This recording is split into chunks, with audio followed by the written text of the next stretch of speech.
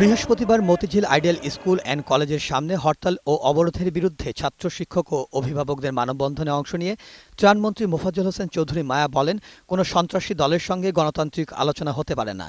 যে বোমা মারে, যে পরিকল্পনা করে আর যে হুকুম দেয় তার সবাই একই সূত্রে গাঁথা, প্রত্যেককে আইনের আওতায় এনে এর বিচার করা হবে। মানববন্ধনে বিমান পরিবহন ও পর্যটন মন্ত্রী রাশেদ খান মেনন বলেন, হরতাল অবরোধ বন্ধ না হলে সারা দেশের শিক্ষার্থীদের নিয়ে খালেদা জিয়ার কার্যালয় ঘেরাও করা হবে।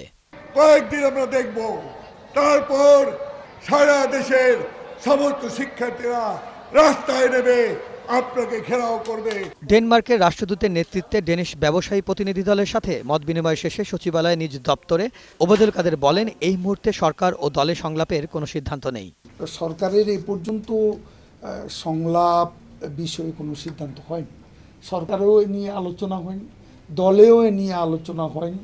আপনি দেখুন, আপনি আপনার সন্তান মারা গেছে, শোকে কাতর। আমি দেখতে গেলাম, সেদিন তো প্রধানমন্ত্রীর জন্য দরজা বন্ধ করা হয়নি, বন্ধ করা হয়েছে সংলাপের দরজা।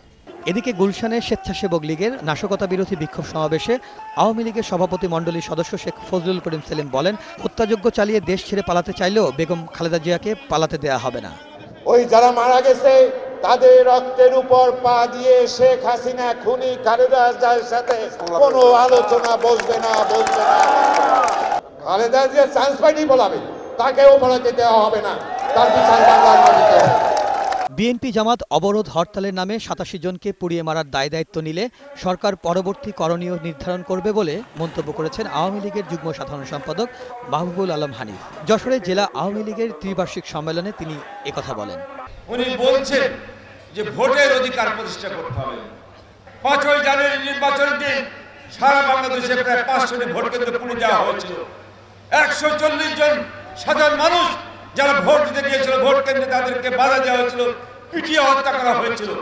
যদি ভোটের অধিকারে বাধা দেওয়ার জন্য বিচার করতে হয় তাহলে বেগম খালেদা জিয়াকে কাঠগড়ায় দাঁড়িয়ে বিচার করা উচিত। মিরাজ মিজু, ২১ টেলিভিশন, ঢাকা।